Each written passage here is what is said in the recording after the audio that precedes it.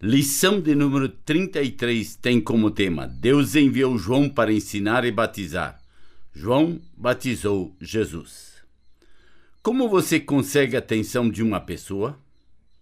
Uma das melhores maneiras é mencionar algo que seja pessoalmente importante para ela. Foi exatamente isso que Deus Espírito Santo fez através de João Batista. Ele enviou João para anunciar a vinda do Salvador. João, que tinha sido escolhido por Deus para ser o profeta que prepararia os judeus para receberem o libertador, já era adulto. Havia chegado o tempo de Deus para João começar a ensinar o povo.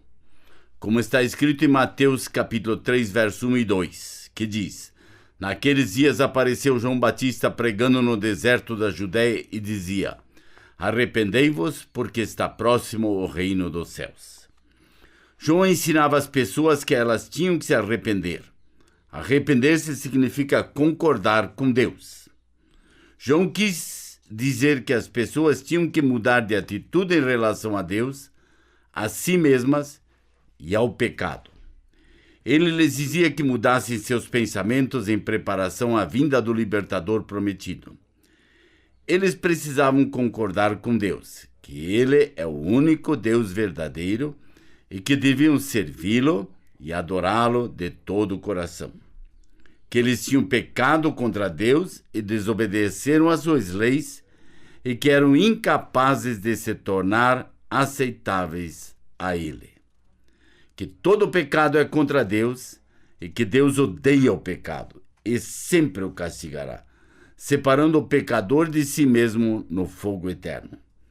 Essas são as mesmas coisas que Deus quer de cada um de nós concorde e entenda sobre nós mesmos.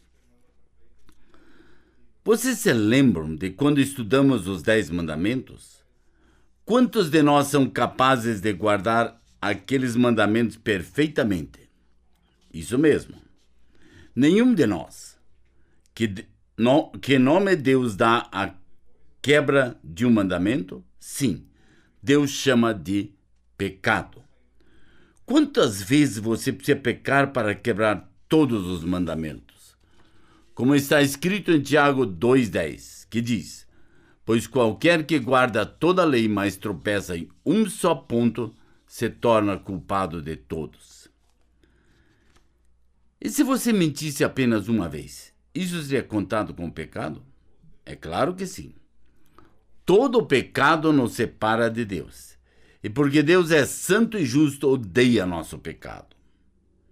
O castigo pelo pecado é a morte e a eterna separação de Deus. João era o homem que o profeta Isaías disse que precederia o libertador prometido. Em Isaías 43, voz do que clama no deserto: Preparai o caminho do Senhor, endireitai o ermo, vereda a nosso Deus. E está escrito em Mateus 3,3, que diz: Porque este é o referido por intermédio do profeta Isaías. João era um profeta de Deus. Mas isso não queria dizer que João fosse rico. João era muito pobre. Ele só se alimentava de coisas que achava no deserto. E suas vestes eram as de um homem muito pobre.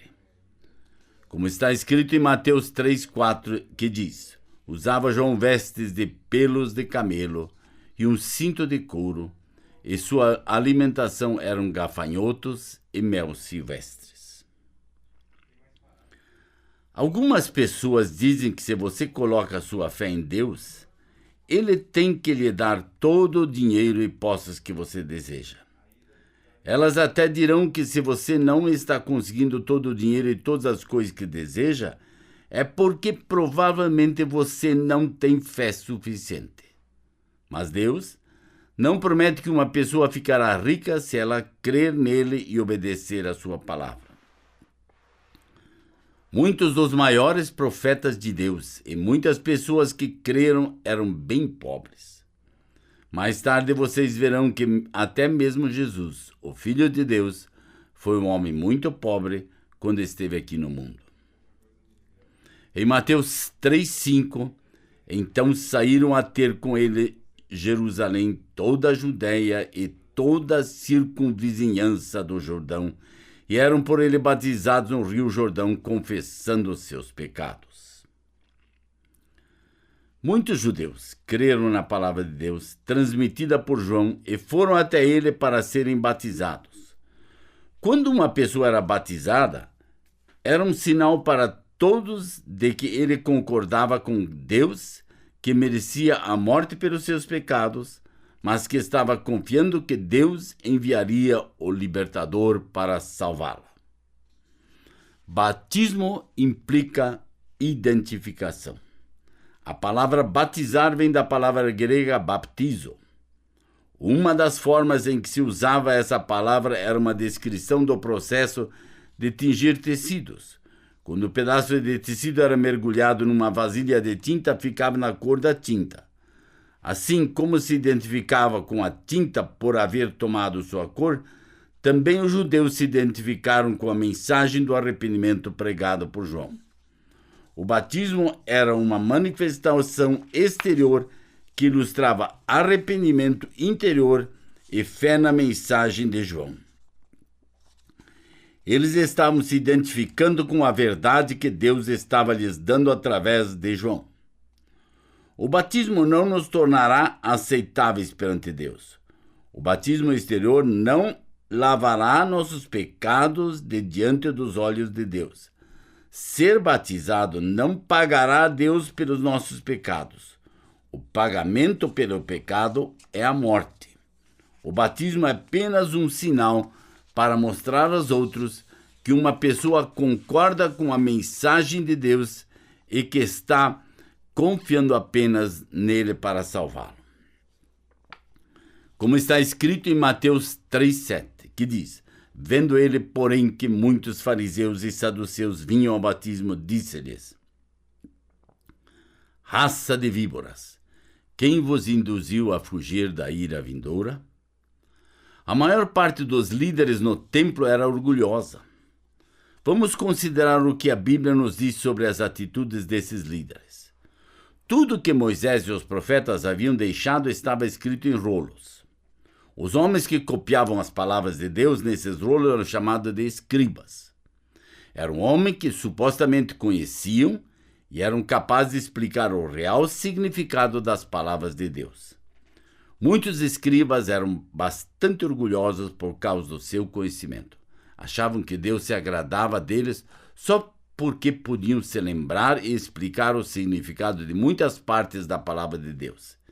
Eles não percebiam que para Deus era muito mais importante crer na sua palavra e obedecer-lhe. Outro grupo de líderes judaicos era chamado de fariseus. Esses tentavam agradar a Deus e ser aceitos por ele através da obediência a muitas regras que eles mesmos tinham escritos. Os fariseus faziam acréscimos à palavra de Deus. Eles não achavam que eram pecadores como as outras pessoas. Mantinham-se distantes de qualquer pessoa que não fosse um fariseu. Eram orgulhosos e achavam-se bons o suficiente para serem aceitos por Deus por causa de todas as coisas que faziam. Havia outro grupo de líderes judaicos chamado de saduceus. Eles também iam ao templo e diziam que adoravam a Deus. No entanto, não criam em muitas coisas que Deus tinha escrito em sua palavra. Os saduceus tiraram da palavra de Deus algumas verdades contidas nela. Por exemplo, os saduceus não criam na existência dos anjos, nem na ressurreição dos mortos. Eles rejeitavam tudo exceto os primeiros 5 livros de Gênesis e a Deuteronômio. Estavam interessados em ter um bom relacionamento com o governo romano e em assegurar suas posições como líderes dos judeus. Na realidade, eles não confiavam em Deus. Muitos desses líderes religiosos não admitiam que eram pecadores, não se arrependeram e nem concordaram com Deus. Consideravam-se bons o suficientes para Deus aceitá-los. Em virtude de os fariseus e saduceus serem tão orgulhosos, as palavras de João para eles foram bem duras. Quando falamos sobre ser orgulhoso, estamos falando de uma atitude que se expressa assim: eu acho que do meu modo é melhor, não importa a opinião de Deus. Orgulho significa egoísmo, egocentrismo, vaidade, jactância. Muitas pessoas acham que estão sempre certas. Mesmo sabendo que estão erradas, odeiam admiti-lo. Querem que todos pensem que elas são melhores, quando na verdade são pecadores como todo mundo. Se nos encontramos discordando do que Deus diz em sua palavra, ou pensando, isso não se aplica a mim, estamos provavelmente pensando dessa forma porque somos orgulhosos. As palavras de Deus são muito severas com aqueles que são orgulhosos. Deus se arma para lutar contra as pessoas que são orgulhosas e não concordam com ele, mas promete ajudar e libertar todo aquele que concordar que é pecador e reconhecer que somente Deus pode salvá-lo. Está escrito em Mateus 3,8, que diz: produzi, pois, frutos dignos de arrependimento. João disse aos fariseus e saduceus que se realmente aceitassem o que Deus pensava sobre eles, como acabara de transmitir, teriam que demonstrar isso através de suas ações. Está escrito em Mateus 3,9, e não comeceis a dizer entre vós mesmos, temos por pai Abrão, porque eu vos afirmo que destas pedras Deus pode suscitar filhos de Abrão. Muitos judeus se orgulhavam por Abrão ser o pai de sua nação. Achavam que Deus iria aceitá-los por serem descendentes de Abrão. Algumas pessoas acham que serão automaticamente aceitas por Deus por causa da fé que seus pais possuem. Uma pessoa pode achar que pelo fato de ter sido criado numa igreja e de ter passado por todas as cerimônias da igreja, Deus aceitará. Ninguém é aceito por Deus por causa de seus pais ou por participar de uma igreja. Deus julga cada um individualmente. Cada pessoa deve colocar sua fé em Deus individualmente. João disse aos fariseus e aos saduceus que não se orgulhassem nem confiassem no fato de serem filhos de Abrão. Deus pode fazer qualquer coisa que queira. Ele podia até suscitar das pedras filhos de Abrão, se quisesse. Ele lhes estava dizendo abertamente que neles mesmos não haveria nada de que se orgulhar. Assim como está escrito em João capítulo 1, 24, que diz: ora, os que haviam sido enviados eram entre os fariseus, e perguntar-lhe: então por que batizas, se não és o Cristo, nem Elias, nem o profeta? Respondeu-lhes João: eu batizo com água, mas no meio de vós está quem vós não conheceis, o qual vem após mim, do qual não sou digno de desatar-lhes as correias das sandálias. João era o profeta de Deus, enviado a fim de preparar o povo para receber e confiar o libertador. João era apenas um homem, mas o Salvador vindouro era o Filho de Deus. No tempo de João, os homens de alta posição tinham escravos para fazerem tudo para eles. Um homem importante jamais calçaria ou tiraria suas próprias sandálias. Isso era trabalho de escravo. João disse que não era digno sequer de ser um escravo para tirar as sandálias do libertador. O libertador era o Filho de Deus. Ele era o Criador do mundo, aquele que tinha dado a vida a João. Em Lucas 3, 23, a Bíblia diz que João tinha agora cerca de 30 anos de idade. E está escrito em Lucas 3, 23, ora, tinha Jesus cerca de 30 anos ao começar seu ministério. Era como se cuidava filho de José, filho de Eli. Lemos em Mateus 3,13 que diz: Por esse tempo dirigiu-se Jesus a Galiléia para o Jordão, a fim de que João o batizasse. Ele, porém, o dissuadia, dizendo: Eu é que preciso batizado por ti, tu vens a mim? Mas Jesus lhe respondeu: Deixa por enquanto, porque assim nos convém cumprir toda a justiça. Então ele o admitiu. Batizando Jesus, saiu da água, e eis que lhe abriram os céus, e viu o Espírito de Deus descendo como pomba, vindo sobre ele.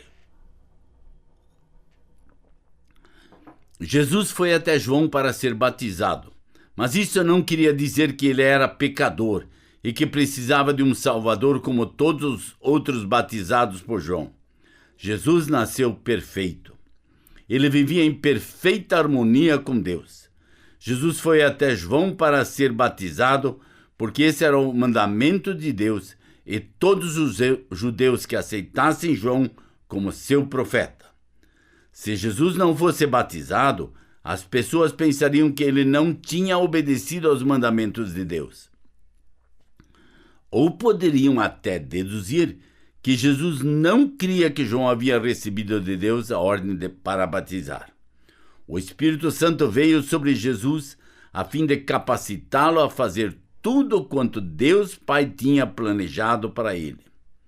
Jesus também era Deus Todo-Poderoso, mas quando tornou-se homem, decidiu depender de Deus, Espírito Santo, para ter poder para fazer a obra de Deus aqui na terra. Em Mateus 3,17 nos diz: E eis uma voz dos céus que dizia: Este é meu Filho amado, em quem me comprazo. Deus Pai chamou de Jesus de seu Filho. Jesus era homem, mas ele também era Deus Filho que tinha descido do céu. Deus estava totalmente satisfeito com Jesus. Jesus foi o único homem que agradou a Deus em tudo que fez. Deus sabia que Jesus era absolutamente sem pecado.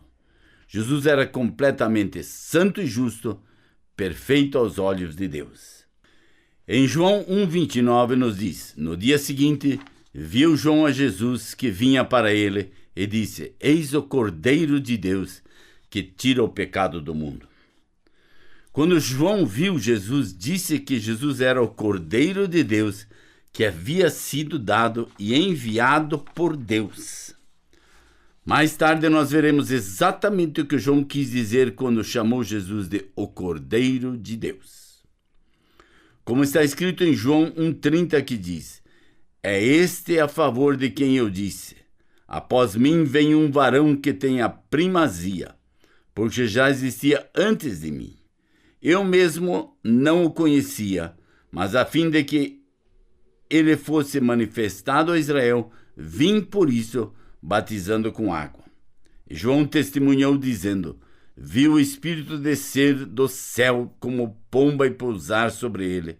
Eu não o conhecia, aquele porém que me enviou a batizar com água me disse: aquele sobre quem vires descer e pousar o Espírito, esse é o que batiza com o Espírito Santo. Pois eu, de fato, vi e tenho testificado que ele é o Filho de Deus. No dia seguinte, estava João outra vez na companhia de 2 dos seus discípulos, e vendo Jesus passar, disse: Eis o Cordeiro de Deus. Os discípulos, ouvindo-o dizer isto, seguiram Jesus. João não sabia quem seria o libertador, mas quando viu esse sinal de Deus, teve certeza de que Jesus era o Filho de Deus, o Salvador do mundo. E quanto a nós? Será que precisamos de sinais como esse que Deus deu a João para provar que Jesus é o Filho de Deus e o libertador prometido? Não. Não precisamos de sinais miraculosos. Nós temos a palavra de Deus, a Bíblia. Será que nós somos como líderes religiosos que achavam que suas boas obras e seus antecedentes religiosos eram suficientes para torná-los aceitáveis a Deus? Todos nós precisamos de um Salvador. E Deus deu apenas um: Jesus Cristo, o Cordeiro de Deus. Ele é o único Salvador para o mundo inteiro e o único Salvador para você e para mim. Essa é a nossa próxima proposta nessa jornada de 50 passos ou 50 lições.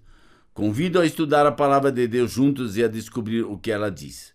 Conto com você no nosso 34º passo dessa jornada ou na nossa 34ª lição. Até lá e muito obrigado por sua atenção.